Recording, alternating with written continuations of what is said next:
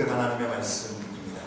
오늘 우리 가운데 주신 말씀을 통해서 놀라운 러브스토리 5번째 시간입니다. 사랑 어디까지 하니? 라는 제목으로 하나님의 말씀을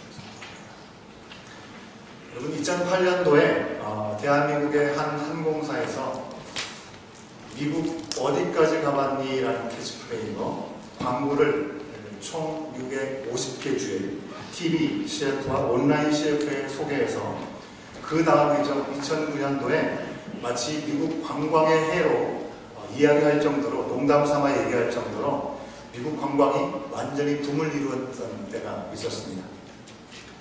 미국에 원래 익숙해서 잘 알고 또 여행을 가야 되는 것들을 우리가 많이 알고 있죠. 그런데 미국의 곳곳에 숨겨져 있는 매력을 알리면서 엄청난 호응을 불러 일으켰었던 적이 있습니다.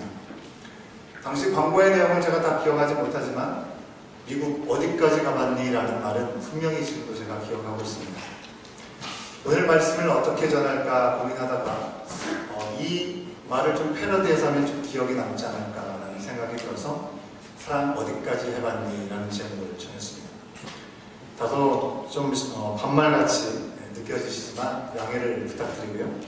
말씀을 전할 때 미국에서 익숙하지 않았던 곳곳의 매력들을 발견하게 되었던 것처럼 이미 성령께서 우리 가운데 주셨기 때문에 너무나 당연하게 받아들이고 알고 있는 그 사랑에 대해서 다시금 도전을 받고 하나님께서 주신 그 감동으로 새로워지는 시간이 될 수 있기를 주의 이름으로 축원합니다. 여러분, 한 가지 질문을 드리고 싶습니다. 성경에서 하나님께서 우리 가운데 주신 명령 가운데 가장 많이 언급했던 명령은 과연 어떤 명령입니까? 여러분은 어떻게 생각하십니까? 어떤 명령을 우리 하나님께서 가장 많이 반복해서 말씀하셨을 것 같으세요? 일부 예배를 드릴 때 많은 분들이 사랑하라 말씀을 하셨습니다. 그렇죠? 성경 66권의 내용을 한마디로 요약한 말씀이 요한복음 3장 16절이라고 제가 말씀을 드린 바가 있습니다. 사랑이 아닐까라는 예상을 많이들 하실 거라고 생각을 합니다. 실제로 성경에서 가장 많이 강조해서 말씀하시는 내용이 사랑임에 분명하기 때문에 그렇죠. 그런데 실제로 내용을 살펴보면 사랑하라는 말보다 더 많이 반복되어서 말씀하시는 명령이 있다는 것입니다. 여러분 가늠이 되십니까? 어떤 명령일 것 같으십니까? 그것은 두려워하지 말라입니다. 여러분 두려워하지 말라라는 명령이 성경에 365회 반복해서 우리 가운데 주어지는 명령이라고 하는 것이죠. 한국의 한홍 목사님이라는 분이 1년 내내 매일같이 하나님께서 우리 가운데 주신 명령으로 우리는 받아야 된다라고 두려워하지 말라라는 말씀을 잘 간직해야 된다고 말씀한 바가 있습니다. 왜 그렇습니까? 하나님이 우리 인간에게 주신 사명이 분명히 있지만 그 사명을 따라 우리가 살기에는 우리의 상황과 형편에 따라 우리가 너무나 연약함을 고백할 수밖에 없어서 두려움 가운데 한 발짝도 내딛지 못하는 순간들이 너무나 많이 있기 때문에 그런 건 아니겠습니까? 근데 잘 생각해보면 하나님께서 주 너의 하나님을 사랑하라, 서로 사랑하라, 내 이웃을 내 몸과 같이 사랑하라 라고 말씀을 하신 것보다 두려워하지 말라라는 말씀을 더 많이 하셨다고 하는 것은 하나님께서 우리를 향한 사랑의 마음이 얼마나 크신지를, 그리고 얼마나 직접적으로 우리 가운데 사랑하는 마음을 표현하셨는지를 우리가 분명히 돌아볼 수 있다고 하는 것이죠. 여러분, 우리 스스로 사랑은 물론이고 하나님을 사랑할 수 없다는 것 누구보다도 우리 스스로가 느끼지 않습니까? 그것을 너무나 잘 아시고 두려워 말라, 내가 너와 함께한다 라고 먼저 말씀해 주신다고 하는 것이죠. 이것은 사랑한다라고 하나님께서 우리 가운데 프로포즈 해주시는 것에 또 다른 표현이다라고 우리는 받아들일 수 있을 것 같습니다.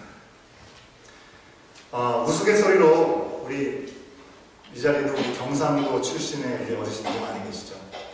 경상도라고 안 하고 갱상도라고 해야 맞습니까? 갱상도 남자분들이 사랑하는 사람을 만났을 때 사랑한다, 결혼하자 이렇게 표현하지 않고 갱상도 분들은 뭐라고 얘기합니까? 내 알을 내 알을 낳아도라고 이렇게 표현한다고 하지 않습니까? 그런 말을 들으면 상대방이 그 말의 의미를 아주 잘 캐치하죠. 아, 이 사람이 나를 사랑해서 나랑 같이 살자고 얘기하는 것이구나 라고 받아들이는 것이죠. 그와 마찬가지로 하나님께서 우리 가운데 두려워하지 말라라고 하시는 그 말씀은 또 다른 하나님의 우리를 향한 사랑 표현이라고 하는 것입니다. 다른 점이 있다고 한다면 경상도 남자는 무뚝뚝하기 때문에 사랑한다는 말이 너무나 쑥스러우기 때문에 표현을 못해서 그렇게 표현하는 것이겠죠. 근데 하나님은 왜 우리 가운데 두려워하지 말라고 얘기를 하실까요? 우리의 연약함을 너무나 잘 아시기 때문에 우리의 눈높이에서 우리가 듣고 우리가 받아들일 만한 사랑의 표현으로 두려워하지 말라라고 말하신다고 하는 것이죠. 광야 같은 세상 아니겠습니까? 이 세상 속에서 살아가는 우리들에게 하나님께서 무조건 사랑하라 말씀하시기보다는 두려워하지 말라라고 말씀하신 이유가 분명히 있을 것이죠.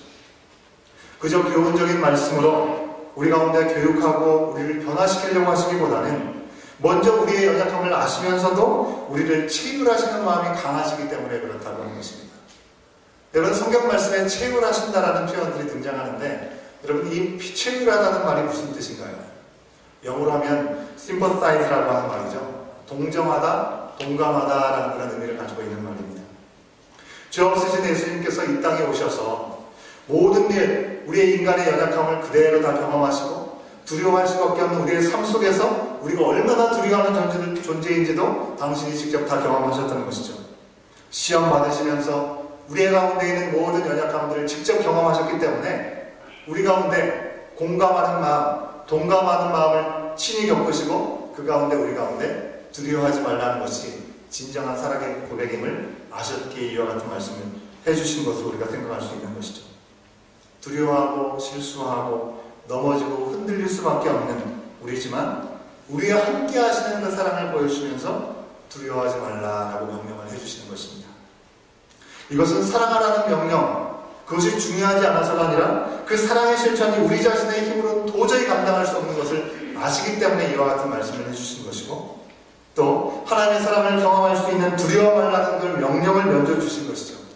내 힘으로 할 수 없는 건 내가 안다. 그 일 앞에서 두려워하지 말고 내가 너와 함께 있다라고 주님께서 말씀해 주시는 것이죠.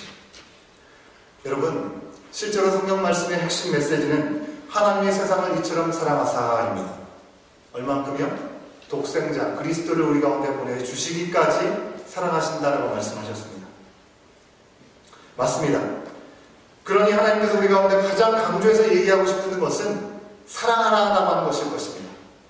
하지만 우리의 눈높이에 맞춰서 먼저 그리고 더 많이 두려워 말라라고 우리에게 안정을 주시고 편안한 마음을 주시는 사랑 표현을 먼저 해주셨다고 하는 것입니다. 이것은요, 오늘 말씀 속에 18절에 나오는 것처럼 18절 말씀 우리가 같이 한번 확인해 볼까요? 18절 말씀 같이 한번 읽어보도록 합니다. 함께 있습니다. 시작! 자녀들아, 우리가 말과 혀로만 사랑하지 말고 행함과 진실함으로 하자. 말과 혀로만 사랑할 수밖에 없는 우리들에게 행함과 진실함으로 사랑하는 것이 어떤 것인지 친히 본을 보여주시기 위해서 하나님께서 아들 예수를 이 땅에 보내주셨다고 하는 것이죠. 너희 도대체 누구를 닮아서 그러냐? 언제까지 그럴 거냐? 내가 인간의 몸으로 이렇게 와서 직접 보여주기까지 했는데 그렇게 지낼 거냐라고 예수님 우리 가운데 말씀하신 적이 없다고 하는 것입니다. 오히려 내가 너와 함께 있다, 두려워하지 말아라.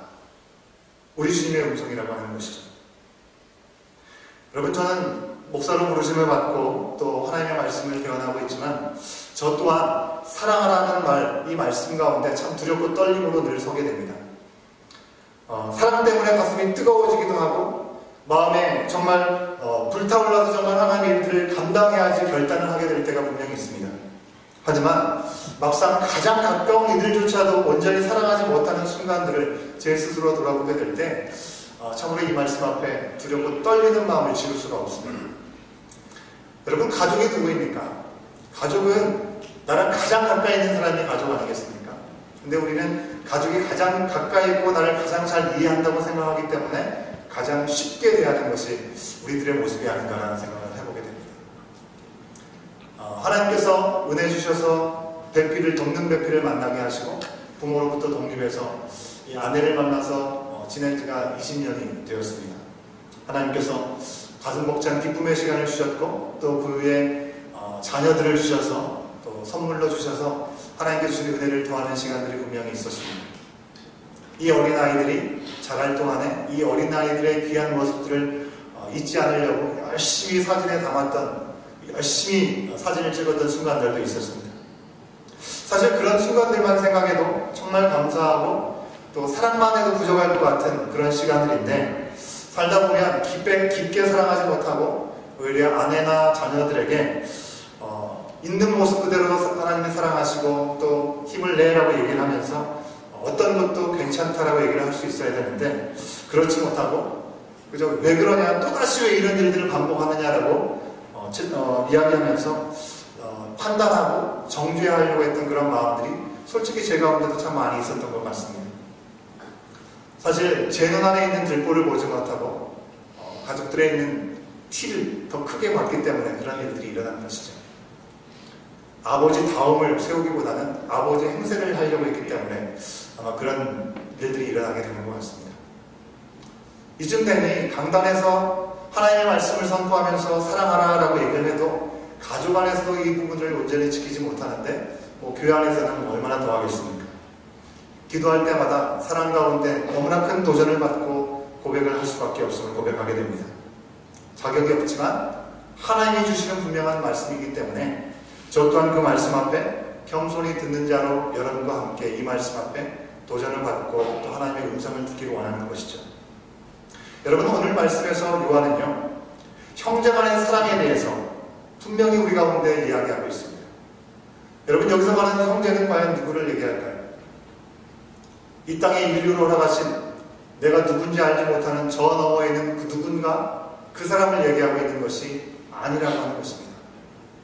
여기서 말하는 형제, 헬라어 원문에 나타나는 이 형제라는 말은요, 하나의 자궁이라는 그런 의미를 담고 있습니다. 무슨 얘기입니까? 같은 어머니의 뱃속에서 태어난 혈육을 의미하는 것이 바로 형제라고 얘기하는 것이죠. 성경에서 이 단어를 얘기할 때 우리 가운데 무엇을 얘기하겠습니까? 죄로 죽을 수밖에 없었지만 예수 그리스도의 보혈의 피로 하나가 되어서 믿음의 생활을 할 수 있게 된 영적인 가족, 바로 우리 모두가 형제와 자매라라고 말씀하고 있는 것일 것입니다. 3장 12절까지의 말씀은요, 요한이 그리스도를 믿음으로 하나님의 자녀된 사람들이 마귀의 자녀들과 어떻게 다른지를 말씀하고 있습니다. 두 가지 정도를 생각할 수 있는데요. 먼저는 하나님의 자녀들은 죄를 짓지 않는다라고 말씀하고 있습니다. 다시 쉽게 얘기하면 하나님께서 미워하시는 것을 하지 않는다는 것입니다. 여러분, 적어도 하나님께서 우리 가운데 찾아오시고 우리가 하나님의 은혜를 고백하고 경험했다고 한다면 하나님께서 기뻐하시지 않는 것, 그 자리에 나가지 않으려는 몸부림이 우리 가운데 있어야 될 줄을 믿습니다. 우리가 완전하지 않기 때문에 아무리 결단을 해도 죄 가운데 구할 수밖에 없는 연약함이 있습니다. 그럼에도 불구하고 하나님께서 미워하신 일들을 향해 나가지 않으려는 애씀이 분명히 구별되어 마귀에게 속한 자들과 다르게 우리 가운데 있어야 되는 모습이라고 하는 것이죠. 두 번째로는 하나님의 자녀가 된 사람들은 형제를 사랑하게 된다는 것이죠. 당연하겠죠. 하나님께서 어떻게 우리를 사랑하셨는지, 나를 사랑하셨는지를 내가 처절하게 경험할수록 그 사랑은 나로 하여금 다른 에게까지 그대로 흘러갈 수 있어야 됨을 우리가 깨닫게 되기 때문에 그런 것이죠. 그런데 여러분, 13절 말씀해 보니까 형제들 간에 사랑하는 것, 그것을 세상은 미워한다라고 얘기를 하고 있습니다. 여러분, 흔한 말로 우리 그냥 사랑하게 해주세요 라고 얘기하고 싶을 정도로, 여러분 그냥 사랑하라고 얘기를 했을 때 그냥 내 의지적으로 사랑을 하려고 해도 사랑하기 쉽지 않지 않습니까? 그런데 마귀에게 속한 세상은요, 우리가 사랑을 하려고 하면 사랑하지 못하도록 우리를 방해한다고 하는 것입니다. 그래서 우리를 미워한다라고 성경은 얘기하고 있다는 것이죠. 우리 13절 말씀을 같이 한번 확인해 볼까요? 13절 말씀 함께 읽습니다. 시작. 형제들아, 세상이 너희를 미워하여도 이상히 여기지 말라. 여러분, 미워하여도라고 얘기하고 있죠. 여기서 미워한다는 말은요, 그냥 우리가 감정적으로 미워하는 것에 멈춰 있는 것이 아닙니다. 좀 더 포괄적인 의미를 담고 있습니다. 미워하는 것에서 더 나가서 적대적인 감정을 가지고 싫어해서 혐오해서 핍박하기까지 이르는 그런 모습으로 우리 가운데 나타난다고 하는 것이죠. 그리스도인들이 주 안에서 하나 되고 사랑하는 모습을 너무나 싫어한 나머지 핍박하게 이르기까지 되었다는 것입니다. 언제부터 어떻습니까? 초대교회로부터. 여러분, 지금 이 순간까지도 그리스도인이라는 이유 때문에 교회가 있는 곳에 핍박으로 인해서 순교당하는 일들이 계속해서 이어지고 있다는 사실을 여러분 아시고 계십니까? 우리가 캐나다에서 너무나 편안하게 신앙생활을 하기 때문에 그런 사실을 너무나 쉽게 잊어버리게 되는데요.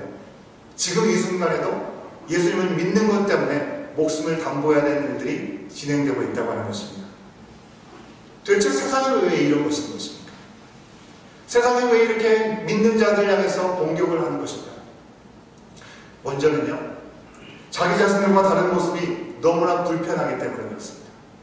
달라도 그냥 다른 것이 아니라 너무나 괜찮아 보이기 때문에 자기들의 모습이 너무나 초라해 보이기 때문에 그런 것이죠.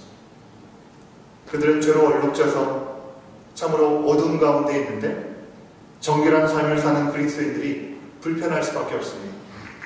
자신들은 어두움인데 빛이 비춰있면 우리가 눈이 찡그릴 수밖에 없는 것처럼 말이죠. 좋은 것을 보고 받게 되면 그것을 따라가면 좋을 텐데요. 죄책감이 생기니 오히려 반발심이 생기는 것이고 미워하고 오히려 괴롭히는 모습으로 표현하게 된다는 것입니다. 다음으로 미워하게 되는 두 번째 이유는요, 미래에 대한 두려움 때문에 하나님의 자녀된 사람들의 사랑을 미워한다는 것입니다. 진정 생의 의미를 우리가 다시 되찾고 그리고 살아가게 될 때 하나님의 나라와 영생에 대해서 우리가 증거하지 않을 수 없는 건 아니겠습니까? 가장 좋은 것을 우리가 소유하게 되면 그것을 나만 가지고 있지 않고 내가 사랑하는 이들에게 참지 못하고 전하는 것이 하나님의 사랑을 품은 자들의 모습일 수밖에 없을 것입니다. 그런데 그런 말을 할 때 자기들은 믿지 않는다고 하면서 행여나 그것이 사실이면 어쩌나 하는 그런 불안감에 두려움감에 빠지게 된다고 하는 것이죠. 더 이상 그리스도인들이 서로 사랑하고 화기애애한 모습을 갖기를 원하지 않는 것입니다.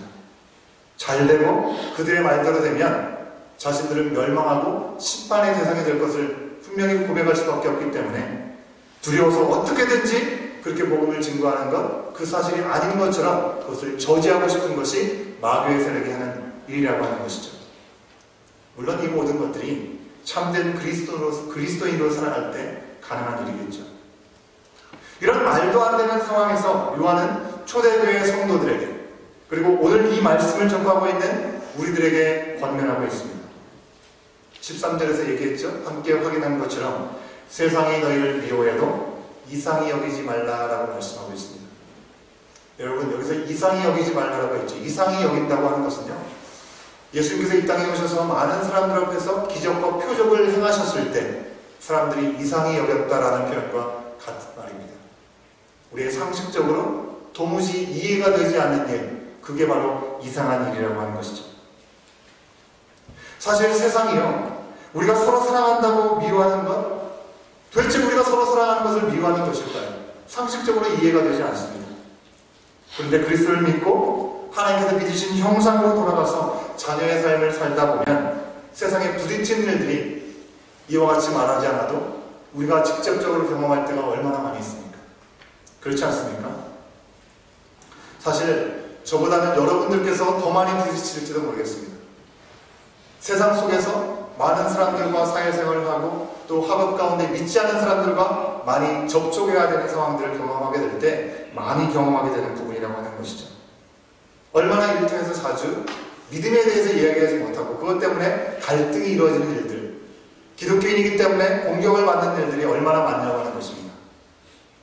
저도 가끔 교민분들과 함께 만나서 반갑게 인사를 하고 이런저런 얘기를 하다 보면 제가 목사라는 얘기를 제 자신을 소개하게 되면 약간 경계하시는 분들이 종종 있는 것을 볼 수가 있고요. 우리 교회에 처음 오셔서도 사랑하고 환영하는 마음으로 이런저런 얘기를 하다 보면 좀 이렇게 선을 그으려고 하시는 그런 모습들을 보게 될 때도 사실 있다고 하는 것이죠. 여러분, 세상은 그리스도 안에서 허락된 우리의 삶을 이해하지 못하기 때문에 경계하고 미워하는 모습들을 갖게 된다는 것입니다. 그런데 하나님께서는 분명히 말씀을 통해서 이런 일은 그리스도인들에게 나타나는 부작용이라고 얘기하고 있지 않습니다. 오히려 그리스도 안에서 생명을 가진 사람에게 나타나는 표시다라고 얘기를 하고 있다는 것입니다. 혹시 여러분께서 세상 속에서 내가 그리스도인이기 때문에 하나님의 사랑을 증거하고 나누기 위해서 그들에게 어떤 이들에게까지 나갔을 때 우리 핍박을 당하는 것 같은, 오히려 조롱을 당하는 것 같은 시간을 경험한다면 내가 무엇인가를 잘못해서가 아니라 세상은 그리스도를 등져있기 때문에 당연히 그리스도가 내 안에 있는 내 삶 가운데 나타나는 당연한 반응이다라고 생각할 수 있으면 되겠습니다. 14절 말씀 우리가 함께 확인해 볼까요? 14절 말씀. 14절 말씀 함께 읽습니다. 시작. 우리는 형제를 사랑함으로 사망에서 옮겨 생명으로 들어간 줄을 알거니와 사랑하지 아니하는 자는 사망에 머물러 있느니라. 세상 사람들과 관계에서 뭔가 저 사람 어딘가 문제가 있는 거 아닌가? 이렇게 유난스럽게 왜들 저래? 라고 이야기를 들을 때가 있을 것입니다. 그런 사람을 우리가 하고 있다면, 그런 비난과 조롱 가운데 있다고 한다면 그것이 바로 하나님께서 나의 사랑, 나를 통해서 주신 사랑을 증거할 때 그 사랑이 어떤 사랑인지 조무지 이해하지 못하기 때문에 나타나는 반응임을 우리가 확인하게 된다고 하는 것이죠. 여러분, 우리에게는 이런 사랑이 이해가 될 수 없는 사람들이었습니다. 사랑이 이해가 될 수 없는 인생이었는데 예수님께서 우리 가운데 찾아오신 건 아니겠습니까? 이해할 수 없는 사랑으로 우리 가운데 찾아오신 그리스도의 사랑과 은혜가 서로를 사랑할 수 있는 새로운 삶의 자리로 우리를 인도하셨다고 하는 것이죠. 전혀 다른 새로운 존재가 되었습니다. 지난주에 말씀을 통해서 말씀드린 것처럼 우리가 캐나다에 살고 있지만 비자와 영주권과 시민권을 가지고 사는 것과 비교할 수 없을 정도로 우리가 믿음으로 고백하게 되었을 때 그 즉시로 하나님께서는 우리의 신분을 하늘에 속한 천국의 시민권자로 우리를 바꿔주신다고 말씀을 주셨습니다. 그리고 우리의 주소지 또한 천국으로 바꿔주셨다고 말씀을 드린 바가 있습니다. 여러분, 우리의 자격으로 된 것입니까? 하나님이 언제부터 우리를 사랑하셨다고 말씀하셨습니까? 우리가 사랑을 알지도 못하고 사랑을 알려주셨지만 사랑을 할 수 있는 능력도 없을 때 먼저 주님께서 우리를 사랑하여 주신 것이죠. 사랑 자체가 너무나 어색한 우리를 불러내셨고 인도하셔서 걸음마를 걸게 알려주시고 자라게 하시고 긍휼이 불릴 듯 하셔서 한 번도 단념하지 않는 그 사랑으로 우리를 사랑하신다라고 우리가 지난 시간을 통해서 함께 살펴봤습니다. 그러니 여러분, 이런 큰 사랑을 받은 그리스도의 형제자매 간에 누가 뭐라고 한다 할지라도 서로 사랑을 나눌 수 있는 우리 모두가 되어야 될 줄 믿습니다. 사랑이 우리 인생을 변화시켰으니 이제 사랑을 빼고서는 살 수가 없다고 하는 것입니다. 사랑하면서 사는 삶, 우리가 새 인생을 살고 있다는 증거가 될 수 있다고 하는 것입니다. 여러분, 오늘날 우리가 사는 이 시대 가운데 말씀처럼 형제를 사랑함이 그리스도인으로서 증거가 되고 표지가 되는 삶을 우리는 살아가고 있습니까? 우리 가족은 누군가에게 서로 사랑하면서 화목한 가족을 보고 참 부러워했는데 알고 보니 그리스도인이었구나 라는 얘기를 우리 가족은 들어본 적이 있으십니까? 우리 교회는 누군가에게 다른 건 몰라도 정말 서로 사랑하고 이해하는 모습을 보니까 정말 좋은 교회다라는 말을 들어본 적이 있습니까? 혹은 일터에서 동료들에게 평소에 참 좋은 분이라고 생각했는데 역시나 교회를 다니시는 그리스도인이셨군요 라는 말을 들어보신 적이 있으십니까? 지난주는 고국에서는 명절로 우리 구정을 보내는 걸로 알고 있습니다. 지난 월요일에 한국에서 아주 비통한 뉴스 한 가지를 제가 전해 들었습니다. 국립중앙의료원의 응급의료센터장인 바로 윤한덕이라는 의사분이 근무 중에 심정지로 순직하게 되었다는 소식을 들었습니다. 아마 그런 소식을 접하신 분 계실 거라고 생각을 합니다. 이분은 93년도에 응급의학과를 졸업한 이후로 이 의료원에서 외길을 걸으신 분이라고 미디어에서 그렇게 소개를 했습니다. 이제 만 51세가 되어서 일주일에 겨우 하루 정도 집에 갈 수 있을까 말까 할 정도로 정말 응급실에서 사투를 벌이면서 죽어가는 사람들을 살리는 일들을 감당하다가 순직하고 만 것이죠. 51세가 되어서 이제 너무나 힘들고 어려워서 이제 사직을 해야겠다 수도 없이 결정했지만 누구보다도 그 상황과 그 시스템을 잘 아는 분이었기 때문에 미루다가 결국 그렇게 운명을 달리하게 되고 만 것입니다. 너무도 고된 상황 때문에 참으로 어려움이 분명히 있었기 때문에 그런 결과가 나오게 된 것이겠죠. 근데 저는 이 소식을 들으면서 한편으로 이런 질문을 제 스스로에게 해봤습니다. 이렇게 헌신적으로 이타적으로 다른 사람의 생명을 위해서 자신의 삶을 내어 던졌던 이분이라면 과연 이분은 예수님을 알고 믿었던 사람은 아니었을까? 라는 그런 궁금증이 생겼습니다.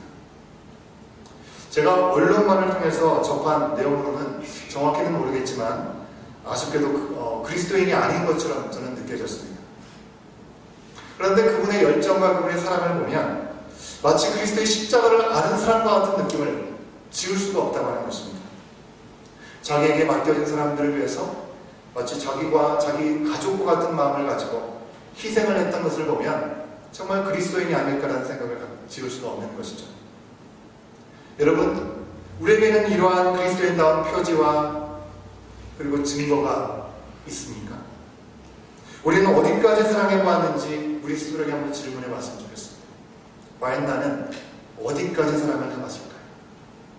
혹 우리는 세상의 다른 사람들보다도 살아가지 못하면서 그냥 그렇게 살아가고 있는 존재들은 아닌가요?